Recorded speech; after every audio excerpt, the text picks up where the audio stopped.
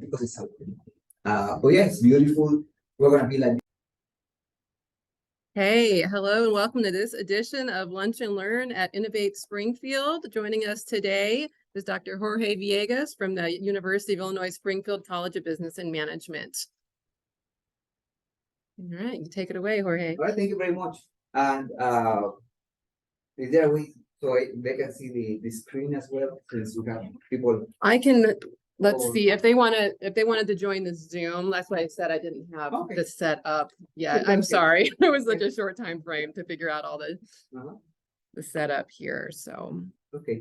If I join the Zoom meeting, maybe I can share my screen so I can run it. Yeah, I have your slideshow on the Zoom meeting here. So if anybody in person here wants to join the Zoom meeting to see the slides better, that's fine. Sorry about that. Oh, no, that's okay. Get that all together. Here in the meantime. Hello. Yeah, come on in. All right, so thank you so much for being here, and I have a presentation about what I like to call on tables and brains, and I explain why. I mean with that. A quick agenda. I just want to talk a little on neuromarketing, what is the brain, and other topics as well.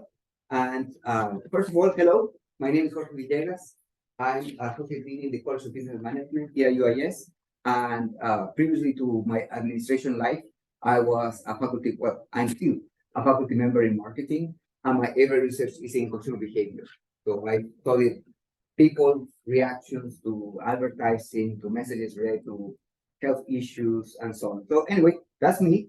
So when I was talking with Trish about topics to talk about here, I was thinking about, oh, I should tell you when to go to the next slide, right? Sorry. So I'm in the neuromarketing one, sorry. So talking about neuromarketing, and the idea of neuromarketing at the end of the day is understanding the brain in order to make better advertising, better marketing, better approaches to the business world, right? So that basically how do we understand the brain at a level that makes sense for the business community. There's quite a bit of research done. I did some research some years ago about this, and the results are interesting. Yet there's something going on that we're hitting a limit and saying, well, this is interesting, but what else? Just two good examples. And by the way, anything that I mentioned in terms of research, you want to get the paper, I can get the paper for you. I have it available, and easily I can share it with you. It shows, we know for through our research that looking at advertising, it does impact the brain. People, and what the value of doing this type of research is that we find out that, for example, fast food ads, they go to the part of the brain that more about impulsiveness. Because if you can override that, people say, you know what, that's too much fat. So that instead of engaging the part that is impulsive, it goes into the brain of decision making. That takes more time. So it's interesting that there's a good correlate between what we see in the brain with what happens in real life. There's a good understanding of that. So there's a very good paper about food advertising and what happens when adolescents see this ad. There's quite a bit of papers as well in how people react to certain messages and what happens in the brain. And unfortunately, I forgot my brain. I have a little brain, that I like to pretend in class, but I forgot it. But there's here, this part of the brain, that's called the medial prefrontal cortex, and that's the one for decision making. And again, through the research, we found out that if you really want to make sure that when people see something and do something, you need to engage that part. That's something I say, I never thought about that. That would be so clear. But it's fairly clear that if people think, not only watch, not only goes into the amygdala, where it's all about fear, it's not only about certain part of the brain, but in the front, it seems that we tend to think more about it, we think more about it, we are more willing to behave accordingly to what we see and so on. So again, this other paper is very interesting. I can send to you. Some of these papers are very technical, but they're readable because, to be frank, sometimes you just read the introduction and the conclusion and say, okay, that's enough. Because the middle part where they go into all the math and all that stuff, you don't need to know that. How do we measure what's going on the brain? One is MRI. Anybody familiar? MRIs? Not exactly the most fun thing to do, right? Yet I've done it. You basically pay $300, $400 a person to put them in that machine, and you show them ads like right here. Does it work in terms of, we get results with, as you can imagine, very expensive. And also, I would say intrusive because you're inside that machine. I don't know about you, but it's not exactly the most pleasant experience in your life to go inside that place. So that's an issue with that. It's the best, but it's difficult to use. We also do EEGs, the one that make electrodes in your on your scalp and do measurements. We do that as well. That one is more crude because you see general activation, not like very specific like MRI. MRI, you can see a picture of the brain and turning on and off, like Christmas trees. Eye tracking, we do that as well. When people follow with their eyes, and our research shows some really interesting results in terms of where people look at. Something important about this type of techniques is that you ask people, and people say, "Oh yeah, I saw this first." You look at the data, and they were looking at something else.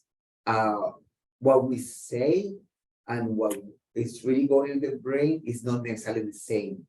So that's why neuromarketing has been used quite a bit, because there are certain things that we're not aware. It just happens to us that we look a certain way, not some other way. So that's one of the best values of this, and that's why in any case, I think the fMRI is the best one.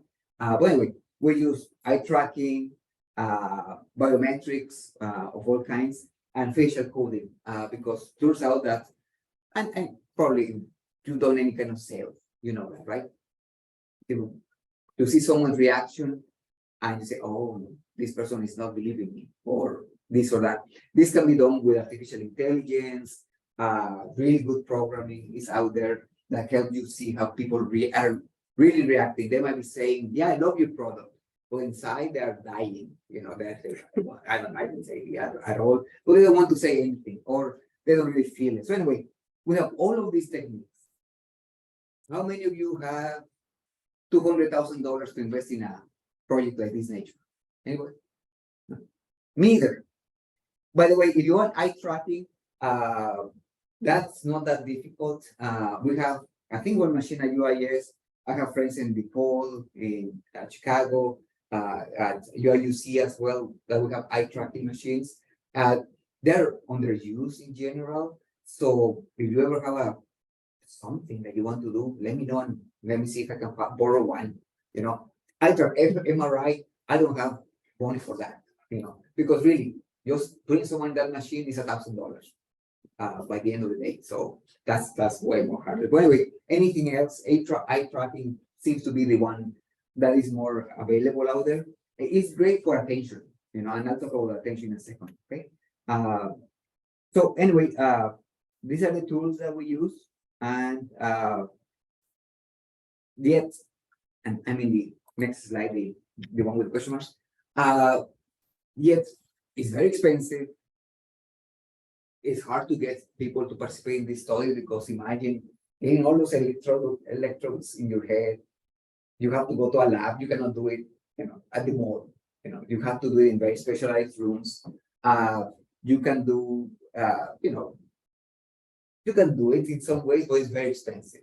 And you get the results, and you need a PhD in neuropsychology to really understand it, because I've seen publications, people that use traditional statistical methods to study this, and they do not work. It's a very different distribution. I don't want to get too technical, but the usual techniques that we use in statistics do not work for this in general. So you need to find new ways. So that's why you need to find the machine that is very expensive. You have to do the data analysis that is not a traditional data analysis, and then you can interpret the data. So that's expensive. That's hard to do. So, and I wanted to make something more practical for all of you, since we're all struggling to get our business together, ideas, and so on and so forth. So I'm going to talk about something that is useful for all of us, and it's comes from this idea that we have in general called emergence. Okay, bear with me. So let's talk about quantum mechanics just for a little bit. Okay, there's this idea in quantum mechanics that the past and the present doesn't matter. They don't matter. They are just arrows that go one way or the other, and the present affects the past as much as the past affects the present, and the future the same way. It doesn't matter. That's quantum mechanics. This table, that we have here, okay, is made out of atoms, right? But you don't see it moving in time, right? Because when you put all of these atoms together and you get to the position that we are, in terms of the atomic level that we're in, it's a table. At this level, yeah, sure, there are atoms doing all kinds of crazy things, going past, present, future, whatever. But in the real world, it's a table, and it will always be a table for us at this level. If we go Ant-Man style, yeah, probably we're gonna live in the quantum mechanical world, but not in this world. Same thing with the brain.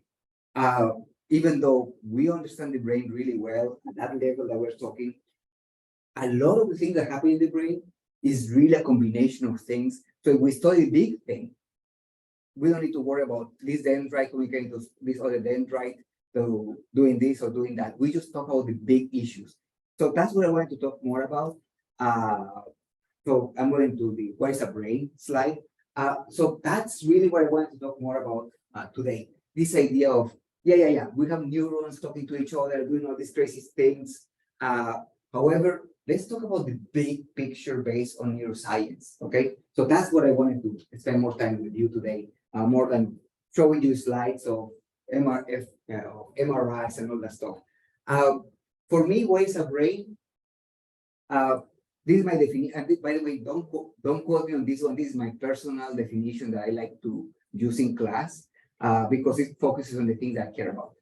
So for me, a brain is a network that creates meaning from the past to understand the present and plan for the future using senses, memory, and motor, cognitive, and affective systems.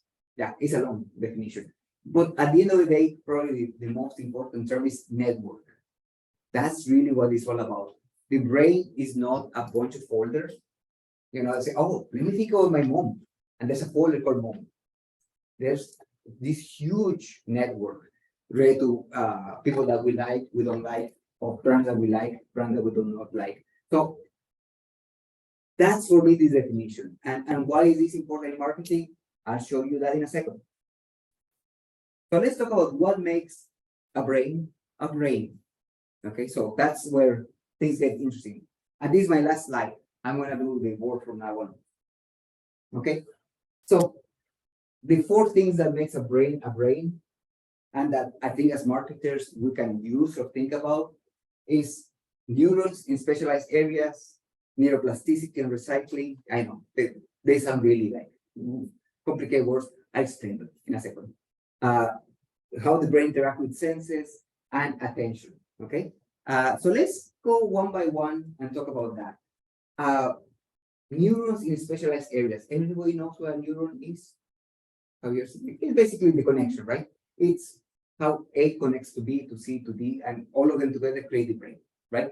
I don't have the number here, but the number of neurons that we have in the brain is like in the trillion. So think about it.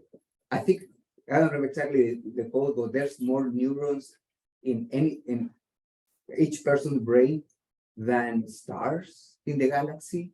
Something like it's like huge number of neurons, right? But again, we don't want to talk about one by one because for scientists of neuroscientists, yes, that's important. But for us in marketing, think about the table, right? The big picture. Why is important neurons to know that neurons are in specialized areas of the brain? As I mentioned, this part of the brain is all about decision making. Okay, so if you can, basically what we know from research is that if that part of the brain is light up, engaged, people think more about it, and they are better at making decisions than, well, not better. They implement better the decision that they were thinking about while they were watching the ad or whatever. And I'll talk more about that in a second. So anyway, that's important to know. But why is important for us to know that? Well, the idea is that, again, the brain is not folders. The brain is not memory that is perfectly well preserved in a place. Only it's all over the place. You hear a name, part of your brain turns on, and let's do it here in class. And it's something that you can do with your consumers easily. And I do that all the time when I talk to people. And let's talk about, let's talk about Subway.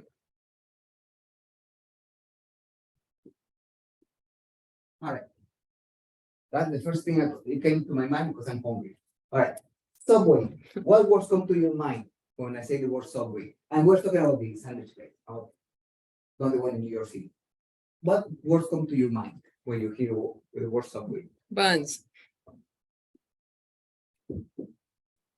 Okay. Sandwich. Oh, by the way, I write just to make it fun. It looks like I'm doing something, but you cannot read my handwriting. So just pretend that you can read. Okay. Sandwich. What other word comes into mind? Chips and cookies. Oh, Yeah.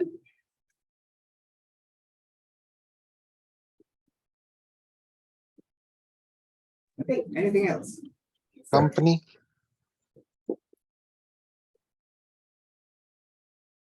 First, I heard What was that, Deepak? It's a Subway company, like like where we can get subs. Yeah. Okay. So the company. Okay. Anything Or else? like sometimes like transit systems. Oh, yeah. Well, we can talk about For me, I just recently saw a Subway commercial with Steph Curry talking, you said like 3-peat, that's great. 3-peat, Oh, that's yeah, epic. yeah. And so it's like, as soon as you said that, like that. Nice. immediately- It was the Subway. What do you call it? The Subway. Yeah, I know. Yeah. Yeah. I remember. Thank you very much. Worked on you. Yeah, exactly. Okay. All right. Let's go to deeper. When you hear the word bonds, and let's keep it PG-13, please. What do you think about? Well, there's a place across the street called Beelzebub's. Oh, yeah. And I'm not going to spell that one though. Let's say B. Okay, the bond, you think about that. Any other word, when you hear the word bonds, in Subway in particular, what else can you think of that? Fresh, nice, fluffy. I don't like Subway, and I think it's mostly because of the bread. Oh, yeah. Mm. I So agree with you. Yeah. Yeah. Bad. Yeah. Is there another option? I totally agree. I don't like the bread. The pork. Bun is a company in Springfield. Oh, yeah. Yeah. On the company. Yeah. All right. Let's do another one. Let's see. When you hear eat fresh, what words come into your mind? Again, you could say Subway, of course, but what else? Lettuce. Lettuce, yeah. Okay, what else? Vegetables. Not McDonald's. McDonald's. Not McDonald's. That's interesting. No, McD or a sort of. One more, and then I'm done. Sandwich. What words come into your mind? Turkey. What else? Ham. Okay. Let's do it a little. When you think turkey, what words come to your mind? Swiss. Oh. Swiss. Swiss? Swiss. Like Swiss cheese? Mm. Oh. Okay. Thanksgiving. Oh, okay, that's it. Juicy. Okay, don't try to read it. Okay, I'm just pretending. Okay. So you can go for a long time doing a very complex, and this is mimicking literally your brain. You hear subway, all these words start to bubble up. What was the first that came up? Once, right? And for me, it's bread. For me, I'm a believer that if the bread is not that great, it's not a good place. That's basically, I'm a purist of bread, of carbs. So yeah, that would be first. And then we came up with other, nobody talk about the soups. They have soups, right? Or they don't? Yeah. Yeah, right? So,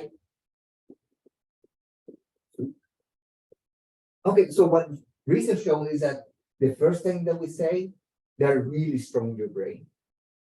The ones that are not here, the last ones, they're not that good.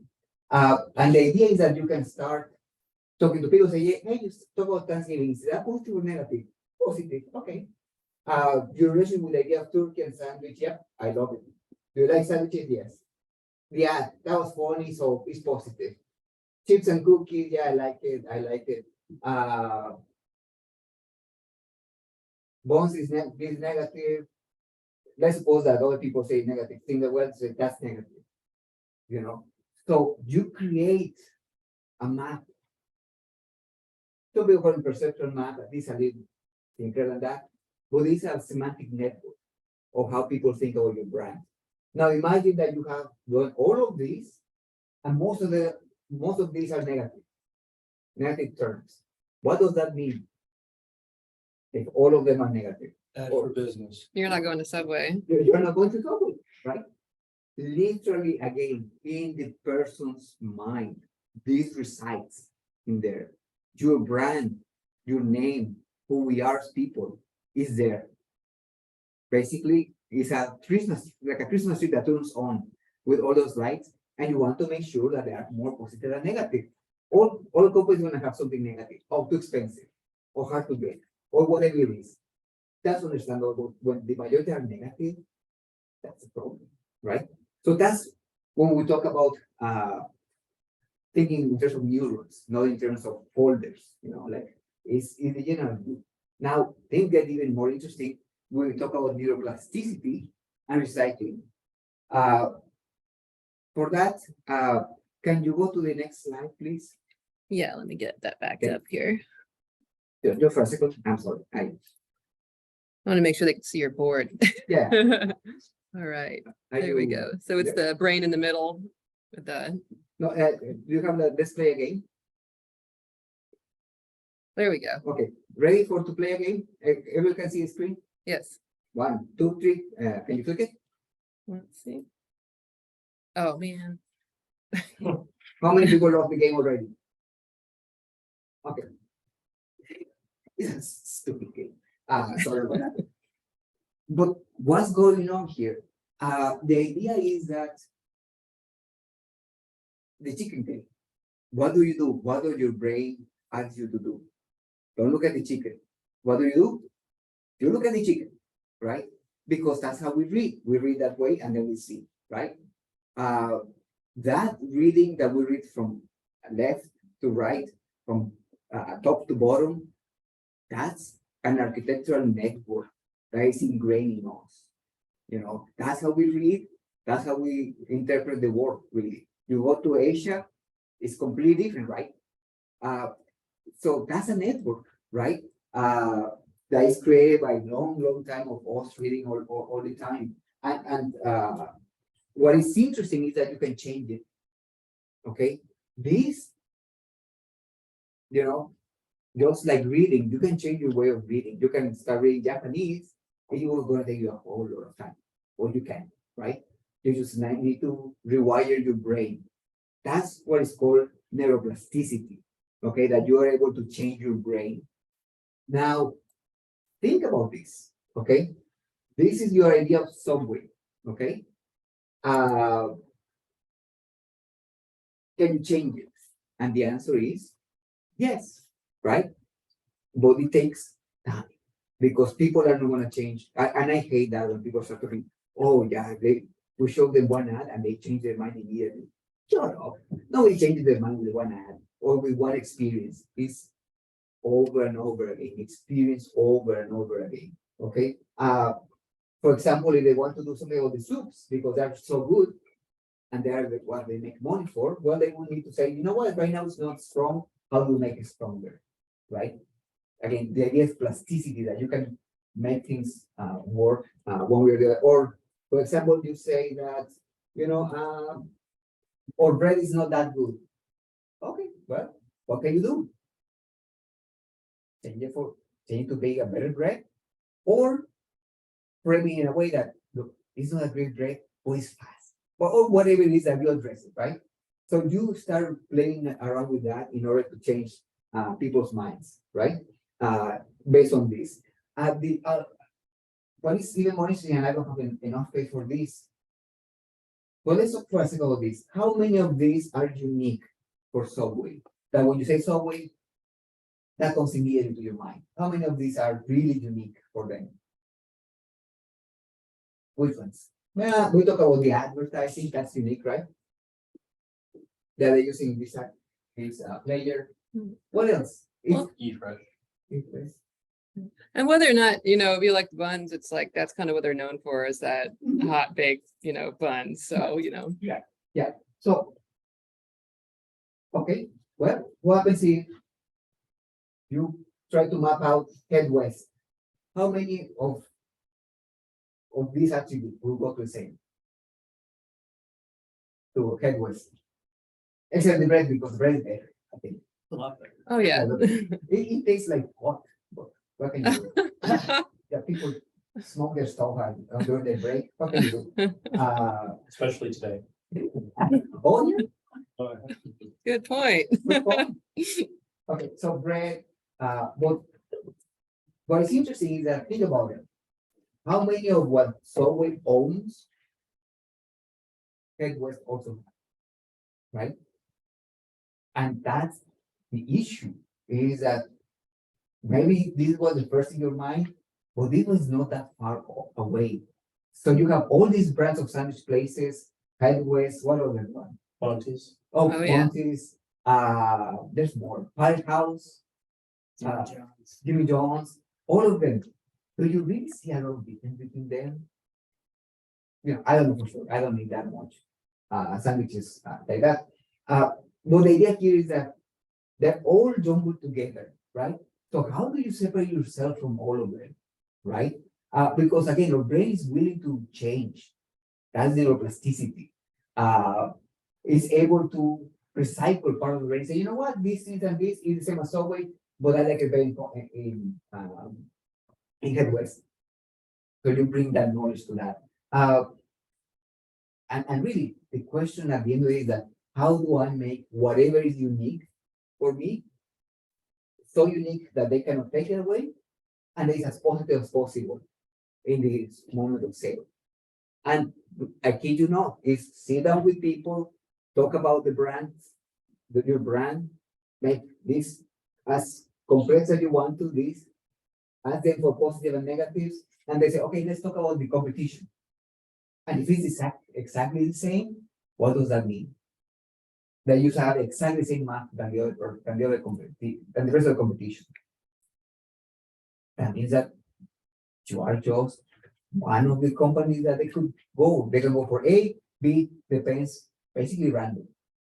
And you don't want that, right? So how do you create this inside the person's brain, an opportunity to say, no, we're different. And it's something that is important for you and it's positive, okay? Because again, you don't want to be famous because you take 2 hours to make a sandwich, right? That's doesn't work, right? But anyway, that's the part of what I really like, is that the brain has all these neurons, it has all these connections, and inside there, when the people go to the supermarket, cereal, they have something in their minds, and as they walk through the supermarket, they are thinking, they are creating this network, and say, I need something that's not as sugary. So the network goes into this direction. Okay, now let's think about, out of the non-sugary ones, which one is better for me. All of this turning on and off, and it's a beautiful. If you see it in people's mind, you see that. You see these changes and how things are turning on and off. So, for example, you're looking for something that's not as sugary, then if the dose of sugar it turns it on, that means that you're looking for something healthy. If you're looking for something healthy, something that might come out of that is something that's not going to taste that good. If it's something that doesn't taste that good, that means you go into all this complex thinking, right? And after all that thinking, you end up with great moods for whatever brand you buy, right? That's really interesting here, and really it's not. It is based on neuroscience, but it's really just talking to people and making those maps, okay? So that's two important things about the brain. We have neuroplasticity. We can recycle. That means that part of the brain that you use to subway, you put something on top of it, people forget the subway and remember you. Just think about brands that they were famous 20 years ago, and now it's like, oh yeah, totally forgot about it. I'm trying to think any brand that has not been around for 20 years or so. You have to think, what would be a good example? Sears. Sears. Oh, thank you. Thank you. That's a good example. Like, we remember it. Well, now we have Kohl's probably, other brands that are creating the connection. It's somewhere there, right? Somewhere there in the bottom of our brain. And that's what you want to be, right? You want to be higher. And probably Kohl's is using part of the brain, so to speak, that Sears had. That's really what to talk about recycling. The brain doesn't say, oh no, you know what? I'm going to keep this. It's very important. They say, you know what? This is new. This is something I can use for something else. Let me use it for something else. And that's what the brain does. And that's why advertising is required. That's why you need to be close to consumers, because you don't want to forget you, right? Because we forget, And I have about 3 weeks about memory. I don't want to bore you with that, but memory is also a completely different. That's a very different area. So anyway, neurons in specialized areas, neuroplasticity and recycling, which is this. The other is attention and interaction with senses. I need to talk about those two together. And this is another beautiful idea coming from understanding of the brain. Our brain, as beautiful as it is, as complex as it is limited. And people say, just your brain, not mine. I kid you not. It doesn't work. How many of you have a watch? Watch it. Okay, you don't have a watch. That's okay. Do you have your phone with you? Okay. It's kind of awkward, but you can do it with your phone as well. Just put your phone where a watch would be. Okay. And you have a watch. Use your watch. Okay. Do me a favor. Put your phone or or just look at your watch and looking at this part of your hand. Okay. This, and don't cheat. Okay. What time is it? No, don't move your eyes. Can you tell me the time? Keeping your eyes here. Don't move your eyes from this part of your hand. 12:35. And you move. I had a hard time. Well, what turns out is that the brain is doing a trick on all of us, or your brain and my brain is doing that. Basically, we cannot keep attention on everything at the same time because our brain is not designed to do that. It's just impossible. Another example, very quick. For a second, let's not think about anything. And it's hard. Let's try not to think about anything. Let's give it 5 seconds of not thinking. Eh. Did you feel your feet? Your feet. Started to tingle Now? when I did Well, that. after I mentioned it? They twitched. So, Okay. What happened? Well, all your body is sending signals to the brain, but the brain is saying, you know what? Everything looks fine here. Don't pay attention until, there's an itch, until there's a fire on your foot. The rest of the time, I don't care. We're paying attention to this guy talking, or I'm hungry. So therefore, this or that. Okay. That's the amazing thing about the brain. All our senses are shaped by attention. is what we pay attention, is what matters. Everything else is blurry. Just again, don't move if you don't move your eyes and you see this in your hand, you see that it's blurry.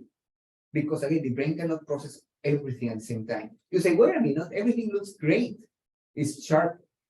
It's because your brain is remembering everything in its own way, not the real world. In its brain, the brain saying, yeah, the room looks like this. Don't worry about it. Just focus your attention.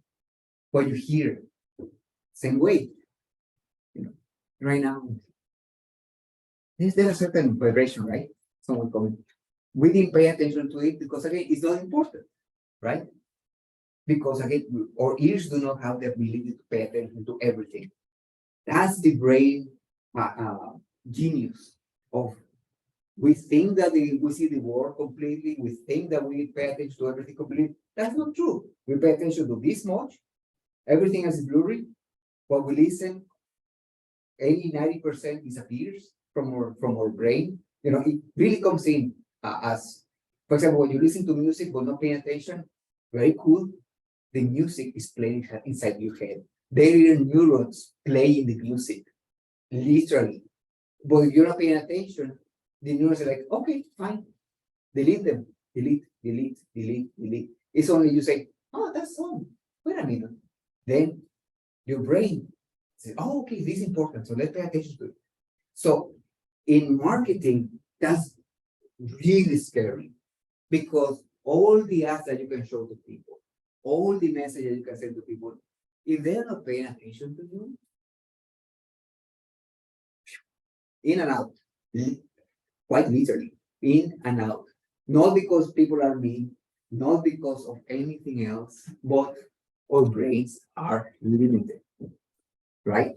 And that's really, for me, that's one of the most important lessons for anybody to understand is that you need to create attention. That's always the first step, because without that, anything that you do as software, anything you do at Headways, anything you do for your company, it will not matter because people will forget about it. People talk about, oh, you can use subliminal messages.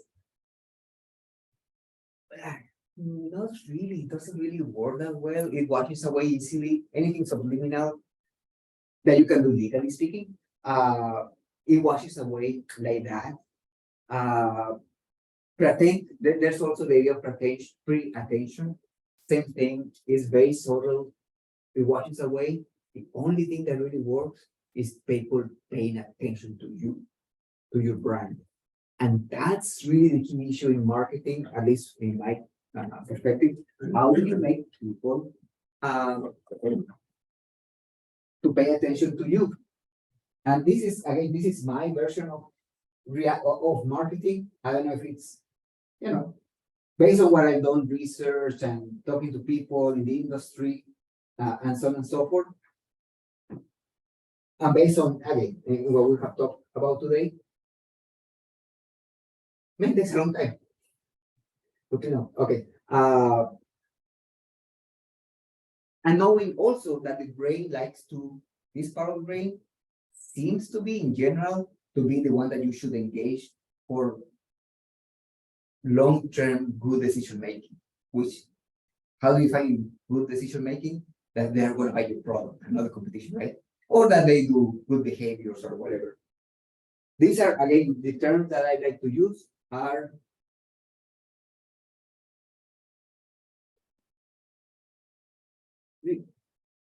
riskless,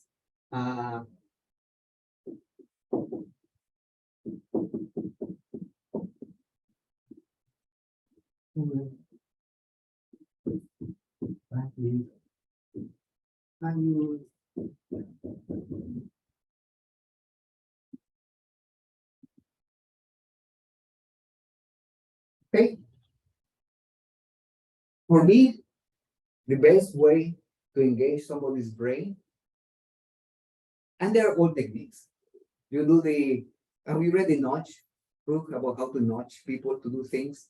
It's a good book. The idea is that you do very simple things and people make better decisions. For example, in a cafeteria, you have the chocolate cake and the fruit, right?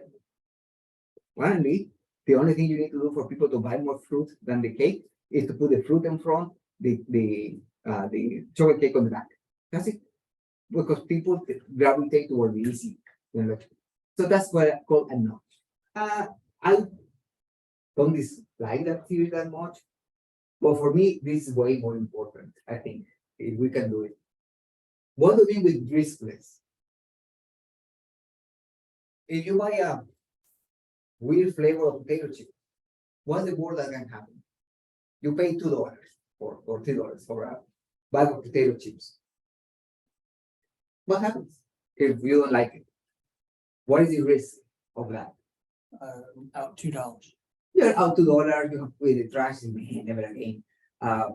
In the case of my case, I would just finish it because for the principle of it. So potato chips, they're still a risk, right? How about if you want to bake a cake on your own? The risk is Time. time, and also I'm baking a cake for a party or for somebody else, right? That's Reputation. reputation and say, ooh, yeah, right. Then what about buying a car? Right? There's all kinds of risks on that, right? So let's talk about each one. I use the word friction. That is the most frictionless thing that I've seen is Amazon button, right? That you need to buy something, that's it. So one day later, you have it at home. That's as frictionless as possible. Anything else, there's friction. What I mean with friction, it means that, oh, I have to go to the store. Oh, I have to go online, put my credit card number, all that stuff. I need to talk to someone on the phone. I'm old enough that I use the phone. Younger people don't use phones. They're unable to talk to other people, particularly grown-ups. They can't. You tell them you need to make an appointment. It's like, is there an online form? No, you need to call. No, I'm not doing that. Anyway, friction, like, sorry, that should say value. Sorry, value, right? That you give something in the exchange, and engagement. I really think in every research I've done, or some research I've done, what you read over and over again is that you need to talk to people. If they argue, you counter argue back and forth until you get, oh, okay, I get it. Remember the semantic network? Those become rich by talking, by arguing, by giving people enough information to make good decisions. So the idea is that how do you create these opportunities of interaction that are riskless? They're riskless because, hey, look, this is for free. I'll give you a sample. Or, your product's more of a business to business. Hey, I for 1 week try it. And then 1 week later, I'm gonna take the license out or whatever, turn it off or whatever. But try it. Okay, that's the riskless. That's the drug dealer model. Hey, unfortunately, yes. Yeah. But yeah, you present the product in a way that is riskless. It's like a lot of apps now are free trials for like 30 seconds. Yeah. And then it closes down or just started showing it's like crazy and then I cannot do the same work. That's it. The riskless friction, right? I bought a software that the book to start working on it is, well, you need to read the first chapter to really even install that thing. 400 pages manual. And you need to read about a third in order to make it work for the first time. Do I have time for that? I said, I sent it to my brother sister, said, you read it, you explain to me. I can't. I just can't. And she took so long. But again, friction, right? To make it friction. Engagement. Again, how do you get to people's consumers in the moment that you are valued and they feel that it's risk-free and as frictionless as possible, that they don't need to, I need to go to three paywalls and then get to the document or whatever. How do you make it easier, more value, and less risk? And it seems to be that way create engagement. Yes, sir. Now, is it possible to override those other ones by making one of those big enough? Oh, good question. So for instance, if they value it Mhm. so much, they'll go through a lot of Yeah. risk and Oh, a yeah. lot of friction Yeah. to. Yeah, perfect. Yeah, that's a great Yeah. idea. Yeah, absolutely. So yeah, I would think of this as levers, that if all are the same, then you should pay attention. But if you think, again, talking about young people want frictionless, absolutely frictionless. So maybe you say, well, you still need to pay something, could be. Yeah. So yeah, that definitely depends on your consumer where to go. Why is this important? Okay. Because if you think about it, and it depends on the business that you're in, and we can discuss that later. People remember the semantic network, those networks of meaning, they are based on behavior, on advertising, on all these things that have been done for years, maybe, and the idea is that how do I disrupt that? If I have a new brand of toothpaste, it's going to be hard to get into people's mind, because how many of you are like loyal to one brand of toothpaste? No? Okay. Yeah. I think we have two or three, right? That we might switch around for variety. Imagine that you're a new brand of toothpaste. How will you get into that market? You cannot just say, yeah, we're another brand like Crest. You can't, because you're going to get blown out of the market in no time. So how do you create this, in toothpaste? How will you create an engagement that is visually frictionless and value in toothpaste?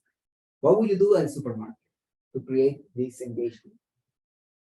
Money back guarantee for risk list. Money back guarantee. Maybe you give people free samples at the store. Maybe you have a website where you say, hey, just give me your information and we'll send you a small toothpaste for free. Wouldn't even do that, I'd just mail it to them all. Excuse me? Get a list of people and mail it to them all. Yeah. Actually, something that happened to me only once, and I think was the best example of great sales promotion and using databases. When we got our home here, so that was 2010. In 2010, so 13 years ago, we arrived home, and there was an envelope, and inside the envelope came like the something like congratulations by your new house, but it's not your house until you clean it for the first time. And it came with a packet of some kind of cleaner for the floors. And it's first of all kind of creepy, because in 2010 they knew. Well, they've always known. Yeah. But imagine now with all the data that we have about us, and that stayed with me for. I still have a song in my office to be like, man, this is a great example of this brand. I never bought it before. I see it. It's a wonderful engagement, and I said, buy that brand because it was. So you know what? In my time of need, they were for me. So you can create that. So when you're thinking about your own companies or your own brands, think about that. How can you create that? And value, it might be very different. I've seen a lot of companies doing like webinars for free. That they do a webinar in financial planning. And of course, you need to write at the bottom, this is paid by certain sponsored by this company, of course. But you can talk about that. You can have a white paper. I get a lot of white papers. People write something about healthcare. That's one of my areas of interest. You write your name, email address, and you get a 10-page document that is kind of useful. Of course, they're selling a research company. At the end of the day, I know that. But that's the idea that I think our economy is going more towards. How do you create engagement that is genuine, that really creates a value for the other person, and that large companies, they're not willing to do. Because it's like, if you are Procter & Gamble, you really want to spend that much money on creating this relationship with people, because people are buying your product anyway. You or us, the small one, people in the world, we do this to get to people's mind.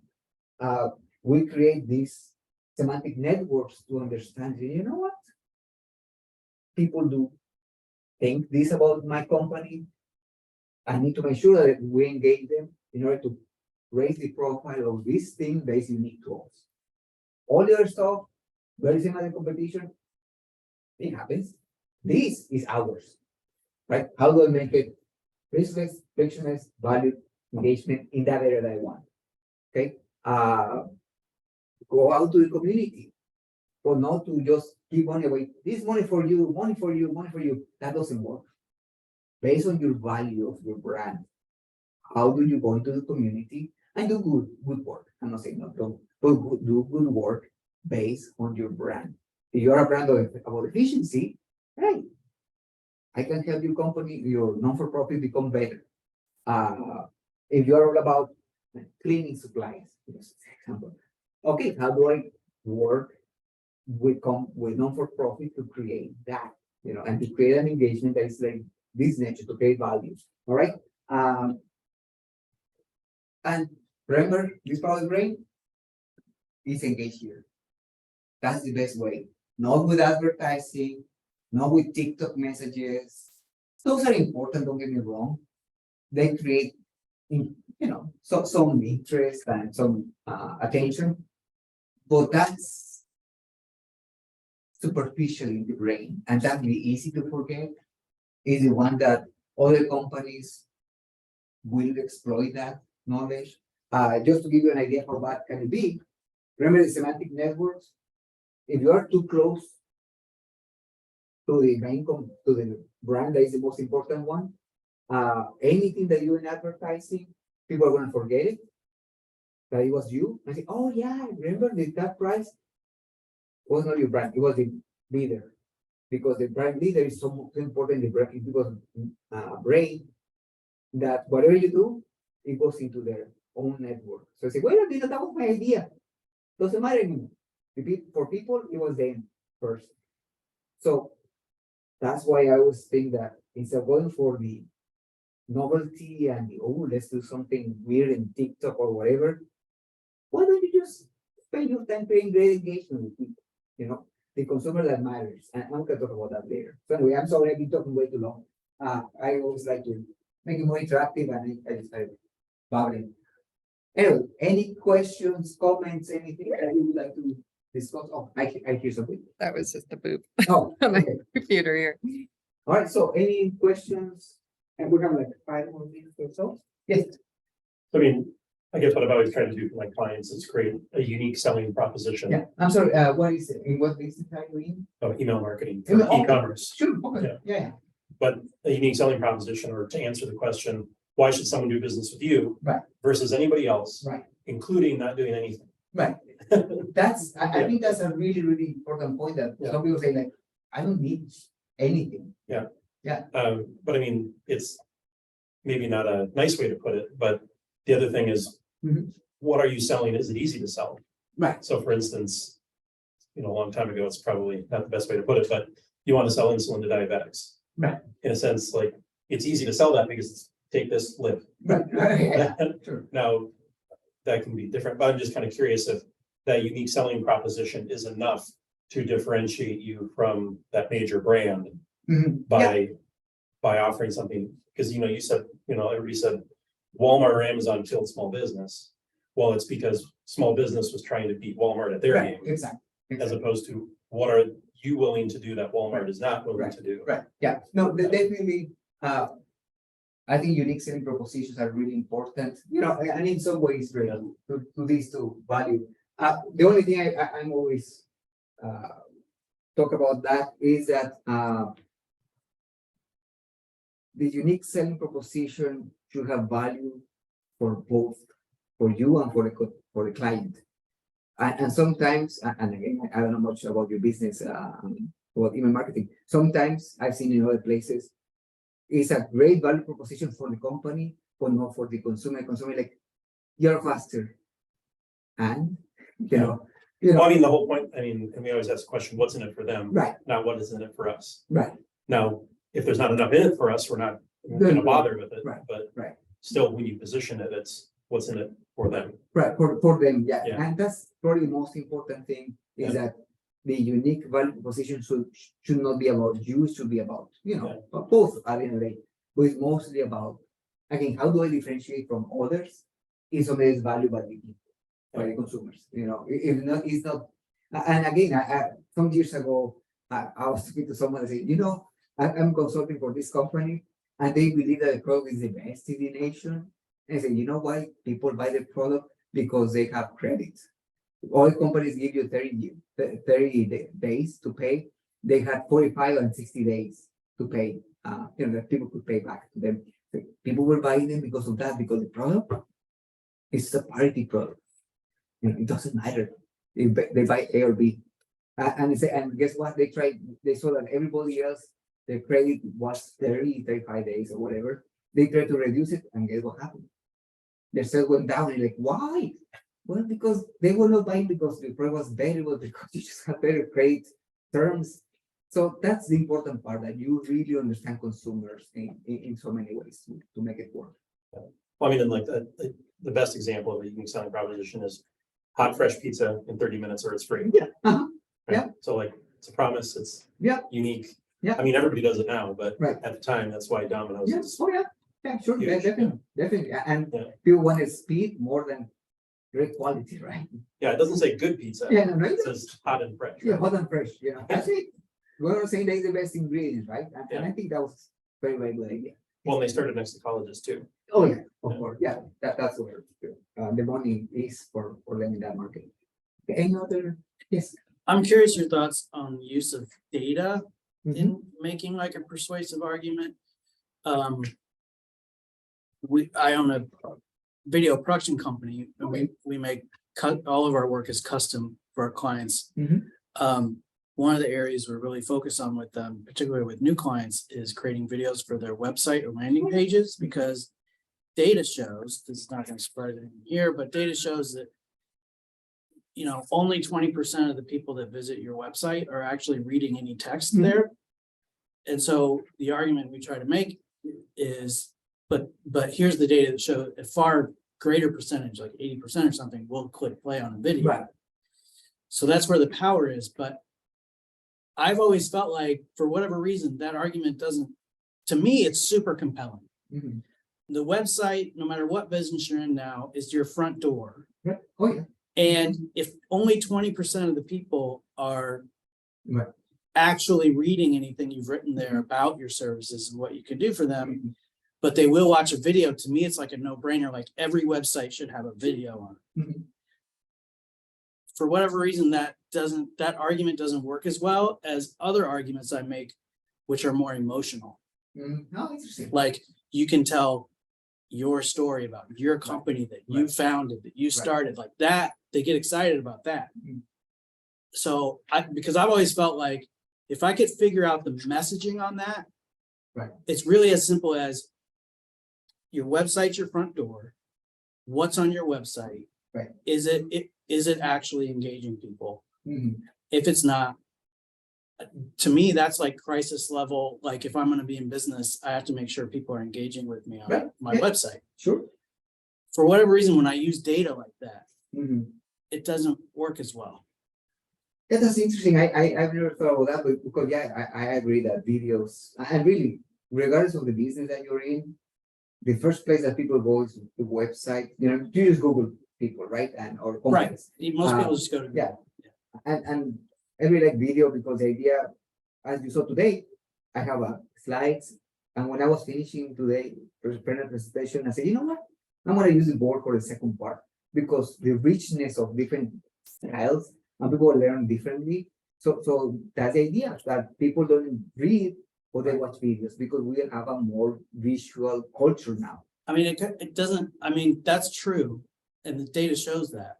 But Yeah, how do you say it? the question I have is, it could be anything. Like, let's say the data shows that a picture Mhm. on your website means you're engaging 80% more people than otherwise. Right. Wouldn't everyone want Yeah, to put a okay. picture on their, so I guess I've used, to me, it's also a matter of demonstrating that we know what we're doing. Right. Because in our business, people tend to think of video producers as like technicians or button pushers, when really we're marketing people. So I've always used data a lot on our website, and it just hardly ever comes up in conversation. Yeah, I'm sorry, you were going to say. Well, I was just gonna say, maybe that, I'm curious to ask your opinion on this, because this is how I'd answer his question, but I don't know if it's in line with what Yeah. you're saying, Please go which ahead. is, people make decisions emotionally. Yeah. And justify them logically. Yeah, So help them make the decision emotionally, right. and then use the data to Yeah. justify the purchase logically. Yeah. I've used language like, Because it sounds like it's a status thing for you, like people want a video because it gives them status with their peer group, as opposed more to like getting higher conversions on their website. yeah, It sounds like you're selling status, you're not selling. yeah, higher in a conversions. lot of ways that's true. And, I will use language, pretty strong language, I think, for marketing message, which is like, if you're not using video, you're losing business. Right. And I can back that up with data, but that's an emotional argument. Right? Yeah. That you're saying like, if you're not including video in your marketing mix, you are losing customers. Right. Period. Something that, and I've seen it done before and takes time. If you could create like a case analysis, even a one pager. They say, I had this company, if you get permission from someone to blur names and all that stuff, say, this is the original page, static, nothing. This is what happened, and these are the results. And again, I think emotional still is important. The emotion is important, but I think people hear you, but they don't necessarily believe that. Well, that's because you use your data. Yeah, and 70% of statistics are made up on the spot. Yeah, exactly. Right. So in this case, you can say, look, I have a great client, and this is the original website, this will happen, and sales, traffic, whatever you want to measure, this will happen after. And I have another case closer to your industry. I won't say names, but this is how it look, this is how it look after, this is the result. And Usually, getting back to your point though, status, it's a good observation because yeah, I didn't have that word for it, but I think that's pretty accurate, because what happens a lot is we'll do some great work for somebody in a space, a particular industry, and then one of their competitors will see it. Yeah. And or one of their friends will see it, Mhm. and they'll say, who did that for you? We want one. yeah. That's not about sales. Yeah.